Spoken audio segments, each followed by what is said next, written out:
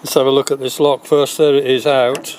This is this is very floppy, as I say, and you can see there that it's peened over, so that could be tightened up. But what I'm going to do first of all to get access, there's a few things which are bent.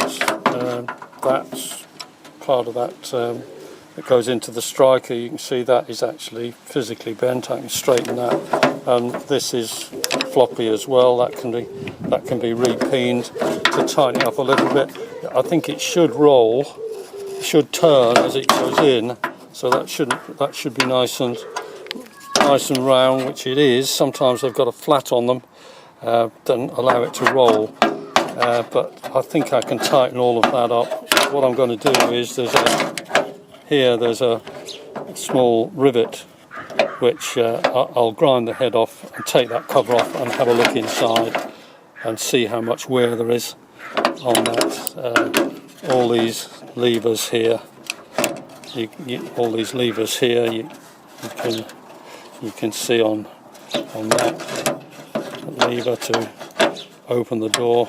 There's a fair bit of play, but there should be, I think, and these are all riveted in, but so I'm going to try and get access from the front and see what the problem is. Can't get a new one, so got to make good this one.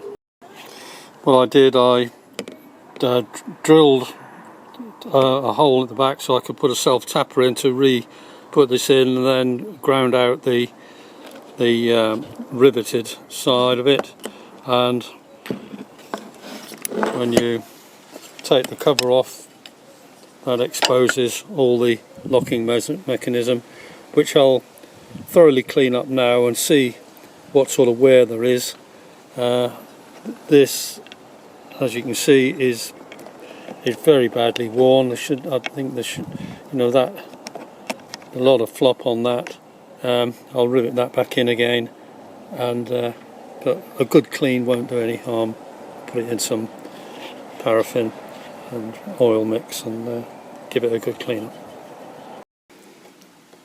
Right, I'd like to show you what I've done to this door lock. Unavailable at the moment, as you know, and what I had was when the catch here was in, it was flopping around, and there's a lot of movement on it. And what I've done, by putting a piece of copper behind that, I've managed to put a bit of weld on it. So you see that bit of weld on there. That has allowed me to, when I put this back in, as you'll see, that goes back in, it get very little movement on it. It clicks round, and it doesn't come back. Whereas before it moved back half a notch and the door was popping. There was a flat section there which you could see was worn. This is hardened, so there's no wear in that whatsoever, but there was in the end of this arm. Now, if you weld on this, whatever you do, make sure that your earth is good, because what you don't want is any of the power to go through that coil of the spring. If it does, the spring will go soft and the lock will be totally ruined. So what I did, I put the piece of copper behind it and put my earth onto the piece of copper, so everything went through that. But now you'll see, I'll put this back in, I'll put the cover back on, and you see very little movement. I've tied this back because that hole there, you'll see that pin there that goes through, that comes and rests on that. Without that back, it's difficult to get this in. The other thing that I've done is, because it was flopping around, I've welded a little tab onto this. You can see I've had a couple of goes at getting it lined up, but when the cover is on,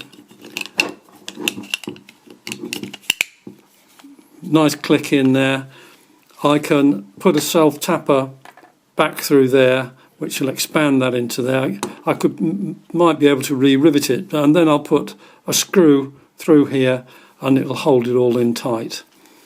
once I put that in, I'll finish this little video off. But that may be a help. You'll see this now. Whatever you do, when you look through there, you'll see that has to miss. It has to miss here.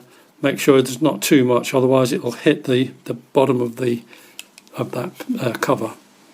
Hope this helps. It certainly helped me, and I'm much happier with this lock. I did re-rivet this catch here. This it should rotate to allow the catch to run into the striker plate. So, but I riveted it so it was really flopping around, but not anymore. There it is, all back. I can just see there that sometime this has been brazed on to stop it going, but it clicks round nicely, and very little feedback on that, so that should stop the door from popping. If necessary, I can put a bit of bronze welding onto that.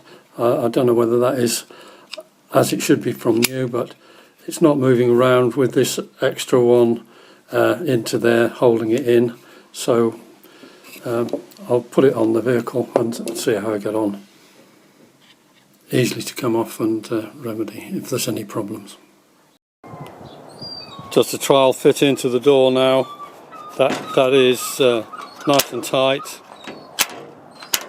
Doesn't flip back, and it's not loose.